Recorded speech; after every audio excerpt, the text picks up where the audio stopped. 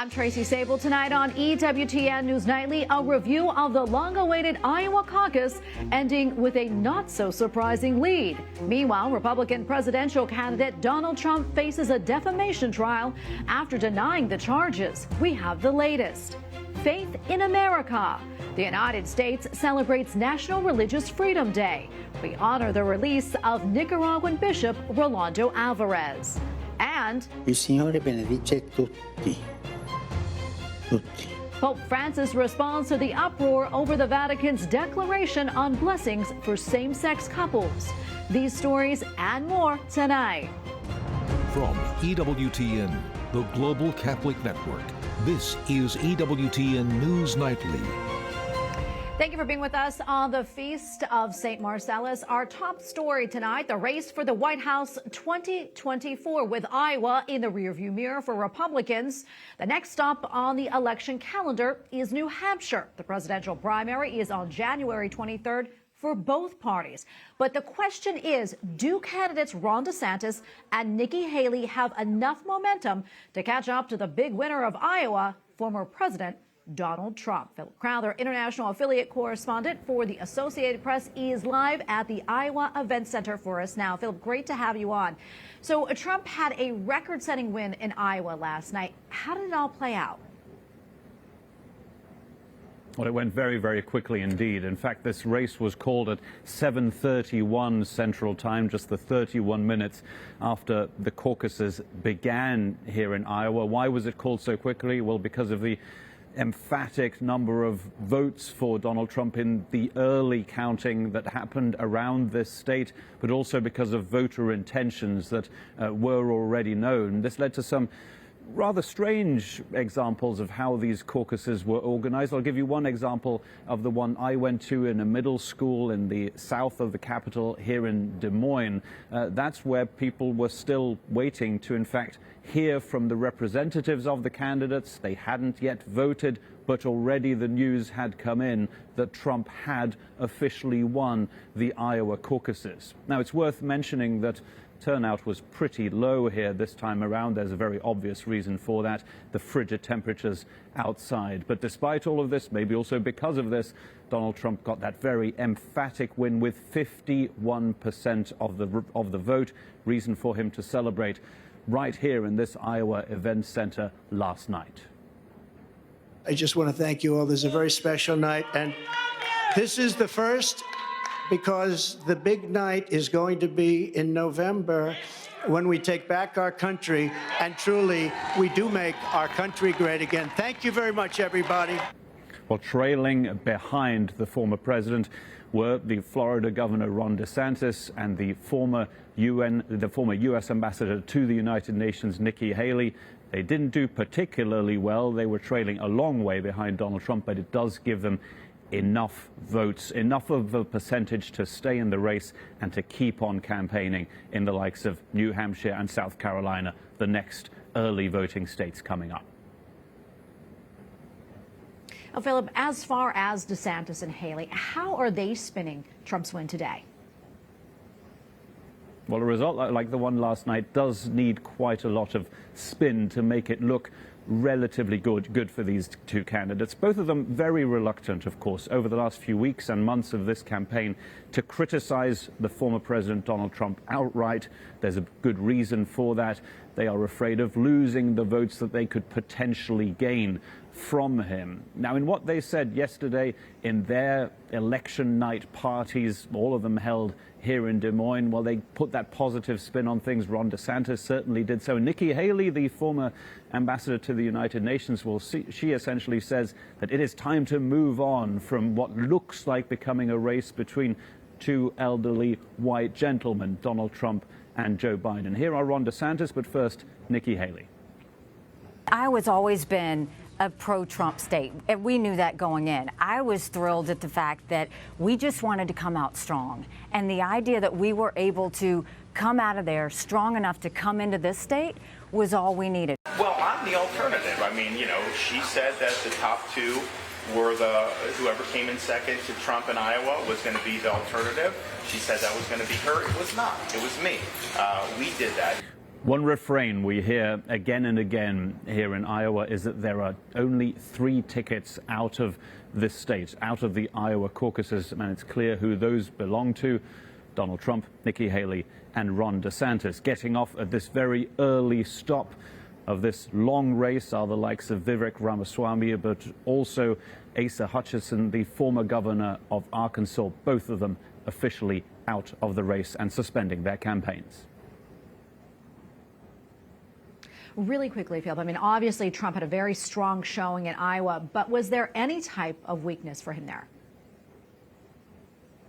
Very, very few. When you look at some of the numbers coming to us from the Associated Press, one of them is quite significant. Only a third of voters in the suburbs voted for Donald Trump. That might be something that Democrats might want to look at very closely when it comes to the general election. But when it comes to Donald Trump's result here, it's about his strengths more than anything. He did well in the cities, he did well in the small towns, he did well in the rural areas, he did well with evangelical Christians, and he had a very good ground game here in Iowa as well. That means he had a lot of staff here and a lot of volunteers also here in Iowa.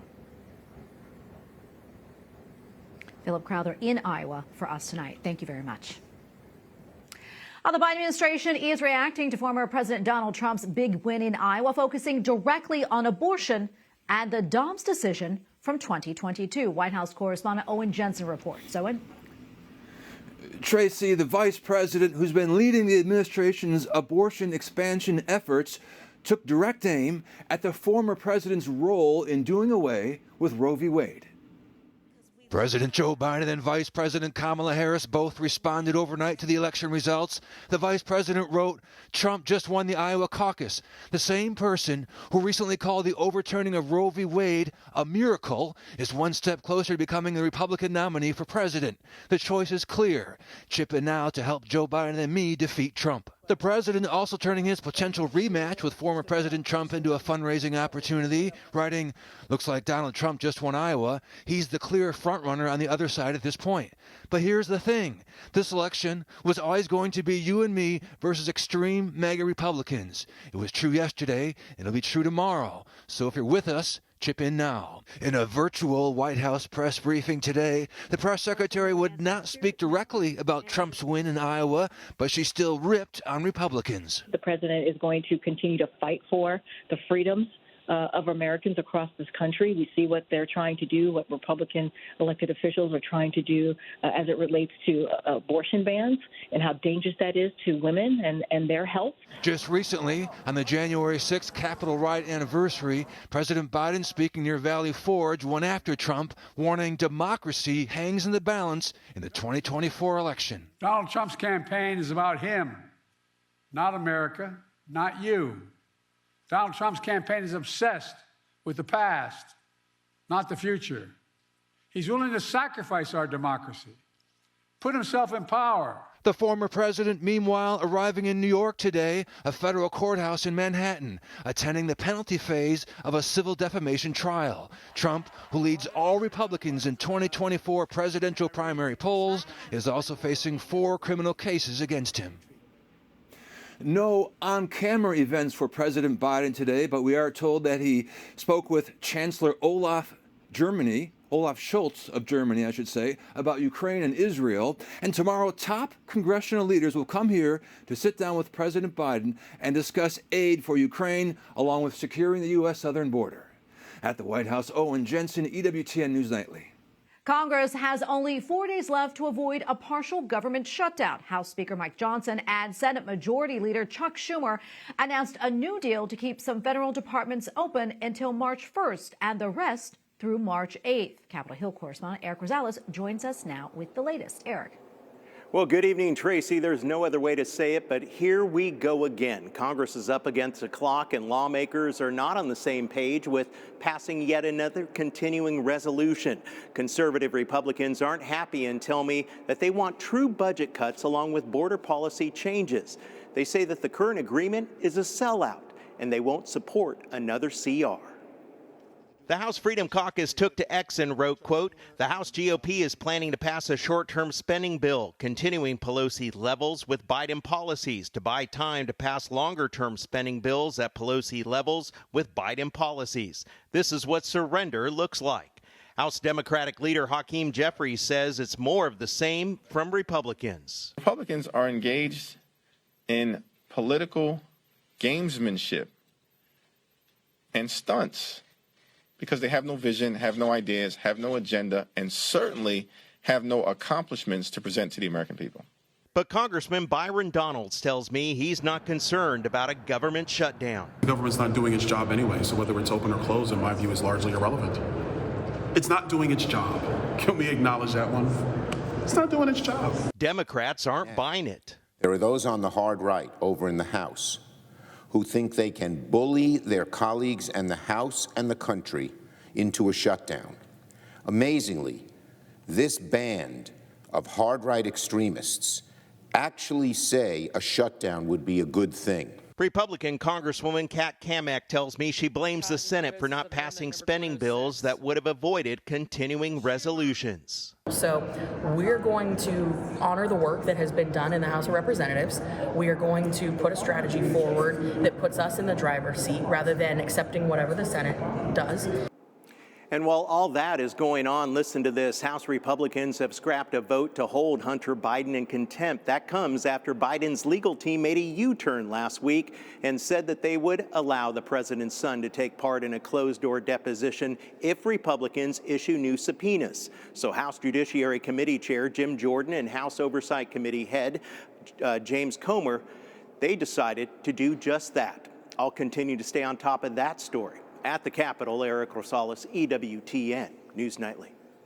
More than 120,000 homes and businesses were without power early Tuesday as the U.S. battles frigid temperatures and hard-hitting snowstorms. The conditions caused delays for everything from air travel to NFL games to the Iowa Caucuses. More than 3,000 flights were canceled Monday, and temperatures dropped as low as 10 degrees Fahrenheit in Mississippi and in Tennessee.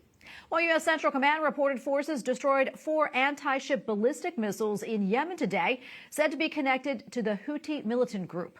The group has claimed responsibility for attacking cargo ships on the Red Sea, causing disruption to global trade.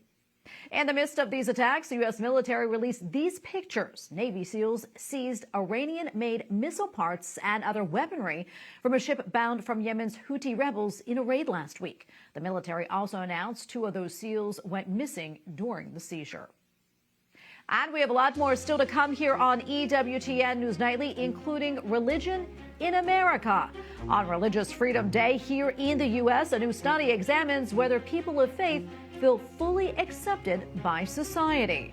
And China responds to the new pro-democracy president in Taiwan.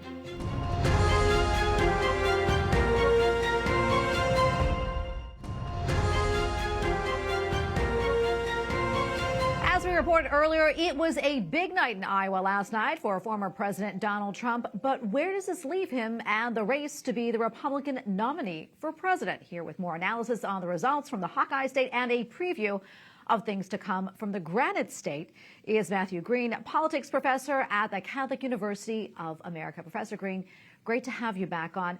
So how do you think President Trump's team is assessing last night's victory? And what do you think the Haley and DeSantis camps are thinking right now? Well, I'm sure that the Trump campaign is happy. You know, the Iowa caucuses they're a game of expectations, right? There's only less than 2% of delegate votes are decided there. But with that in mind, you know, Trump met, if not exceeded expectations, getting over 50% of the vote, which is exceedingly high for a non-incumbent, which I guess in a way he is. You know, DeSantis is probably happy because the polls looked like he was going to be in third, and he sort of eked out a second place finish over Nikki Haley, but it was very close. And if you look back a year ago when people were saying DeSantis was going to give Trump a run for his money compared to how he did yesterday in Iowa, I have to say it's probably a disappointment for his campaign. Yeah, and as you know, I mean, a lot of people really went out there. They braved the extreme winter weather to caucus in Iowa, but the turnout was actually the lowest in 24 years. That said, do you think these results, do they really reflect how Iowans think and vote? Well, there's always fewer people going to caucuses than there are eligible voters in Iowa because it's an unusual system where you've got to go out in the evening on a weeknight, show up at a school or what have you, and participate in a debate and cast ballots. It's an old model of democracy, which is frankly pretty time consuming. But I do think that the point is well taken that the turnout in this caucus versus previous caucuses was low. And I think on the one hand, it could just be weather, but it could also be emblematic or symptomatic of a lack of enthusiasm by voters for these candidates. And that includes Trump. And so that's something I think all the campaigns need to worry about, is whether none of them are really exciting the base, to the degree that they'll need to be eager to vote in the general election. Yeah, and with a lot of folks heading to New Hampshire, President Trump actually was in a New York courtroom today for the E. Jean Carroll defamation case. And, just wondering, is there anything that could trip up Trump's bid for the Republican nomination at this point? Certainly, there are things that could trip him up. One is that either of these candidates, DeSantis or well in Hampshire, maybe not beating Trump, but getting in the 30-40 percent of the vote. And then South Carolina, which is a delegate-rich state, if Trump does not do well there, then I think the narrative changes and it becomes one in which Trump is maybe no longer the favored candidate of the Republican base. I think Trump, it's his race to lose at this point. It's going to be hard to beat Trump, but it's not impossible. It's certainly still there's still a possibility that Trump may not get the nomination. All right, leave it right there, Professor. Always great to be with you and get your insights. Appreciate it. Thanks for having me. Officials from China are heavily criticizing the Philippines. This after the Catholic country's leader congratulated the winner of Saturday's presidential election in Taiwan. 马克思总统的有关言论严重违反一个中国原则和中非建交公报。 Beijing warned the Philippines not to, quote, play with fire. This follows the victory of Lai Ching-te on Saturday in Taiwan. He is a pro-democracy candidate who is strongly opposed by China's Communist Party. Following his victory, he said that Taiwan loves freedom and loves democracy. Up next on EWTN News Nightly, tears of joy. The latest on the clergy from Nicaragua, including Bishop Rolando Alvarez, now in Rome. And Pope Francis issues his first public comments about the Vatican document on same-sex blessings.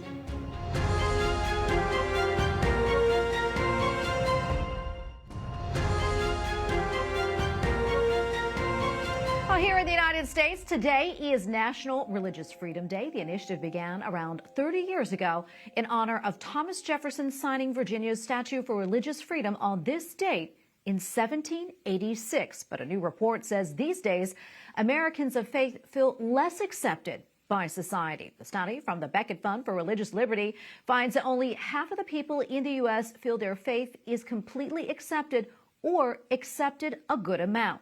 This is 5% lower than last year.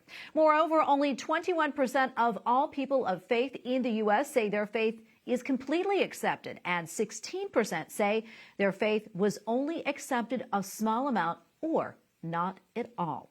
The U.S. Bishops' Conference is also addressing the subject. Today, it released its first annual report on religious freedom in the U.S., and it highlights a number of concerns. The church leaders say they are worried about the rise of government resources meant for pregnant women being used instead to promote abortion. They also note the rise in threats to Jewish people and Muslims. And for more, we go to Bishop Kevin Rhoades from the Diocese of Fort Wayne, South Bend, and the new chairman of the USCCB Religious Liberty Committee. Your Excellency, thank you so much for being with us today.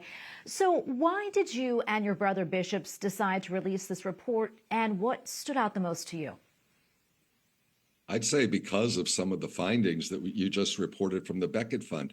There are strong cultural forces operating that really work against the time-honored respect for religious liberty that's really been a hallmark of American culture and law. So we try in the report to describe how those forces are manifesting into concrete threats to religious liberty here in the U.S. So we call attention to the need for a renewed effort to promote and defend religious liberty. Yeah, and Pope Francis says that gender ideology, that is a dangerous concept in our society today, and especially for people of faith. Let's talk more about that. And is that addressed in your report? It is. I mean, Pope Francis has talked a lot about, and he uses the term ideological colonization. When, for example, their aid is money for developing countries, has been tied to accepting contraceptives, abortion, sterilization, and, as you mentioned, gender ideologies. So we do address this. Obviously, we even see this within our own country. There are efforts to try to get our Catholic healthcare facilities or whatever to do things that go against our teachings, especially in the areas of gender ideology, and then, you know, trying to impose that on other countries as well. So we only are treating in our report domestic religious liberty issues, not those abroad, but really some of the things we're dealing with are at the roots of the ideological colonization that Pope Francis talks about. Yeah, and also, Your Excellency, in your forecast for 2024, you mentioned that political divisions are a significant threat, noting the church cannot offer an effective witness to religious liberty if we are beholden more to a political party than to God. Talk to us more about that. You know, religious liberty should not be a partisan issue. We're talking here about an issue of a fundamental human right. The right to religious freedom is rooted in the very dignity of the human person. So, but we all can sense that politics has increasingly become a sort of religion of its own here in our country. But our politics right now is one that divides rather than unites. And the path back to a widely shared respect for religious liberty is not through partisan politics, but rather through the gospel and our witness to the gospel. And that's the message that that can unite us. Well, Your Excellency, thank you for taking the time to speak with us. We appreciate it, and God bless. Thank you. God bless you too. Several imprisoned clergy in Nicaragua, including Bishop Rolando Alvarez, have been released by the Ortega regime. The priests, seminarians, and bishops were sent to Rome and welcomed as guests of the Holy See. One confirmed his freedom, adding that several of the clergy were crying tears of joy. The Ortega regime thanked Pope Francis and the Vatican Secretary of State for what it called respectful and discreet coordination that made the release possible. Pope Francis has responded publicly for the first time to questions about the Vatican's declaration on blessings for same-sex couples. The remarks came as part of a wide-ranging interview on Italian TV Sunday night. EWTN News Vatican correspondent Colm Flynn has more. A very good evening, Tracy. In an interview with Italian television, Pope Francis said that he hoped hell was empty. This interview lasted almost an hour, and when the interviewer asked Pope Francis how he imagined hell was, the Pope answered by saying, "What I'm going to say is not dogma of faith, but my own personal view. I like to think of hell as empty. I hope it's that way." Now, as you can imagine, these comments drew a large and mixed reaction online. And when Pope Francis was asked about the recent controversy caused by the Vatican's declaration that priests could now bless same-sex couples, Pope Francis said that at times decisions are not accepted and that people don't really understand what they are criticizing. He went on to say that the Lord blesses everyone, those who come, every person. When he was asked about what scares him, he answered the escalation of war, saying that the potential for nuclear weapons, that scares me, the capacity for self-destruction that humanity has today. Speaking about the war between Israel and Gaza, Pope Francis said that he talks to a Catholic parish in Gaza every day on the phone. Pope Francis also touched on the possibility of a trip to his home country of Argentina. He's never been home since becoming Pope in 2013 and was recently sent a formal invitation by Argentina's new president. He said that he wanted to go and that he would like to go and that he could possibly do that later this year, but added it was a difficult time in the country at the moment. Finally, when he was asked why he always asks people to pray for him, Pope Francis said, "Because I'm a sinner and I need God's help to remain faithful to the vocation He has given me." In Rome, Colm, Flynn, EWTN News Nightly. And we thank you for watching tonight. Remember, you can follow us on social media, Facebook, X, and Instagram at EWTN News Nightly. I'm Tracy Sable. Good night and God bless.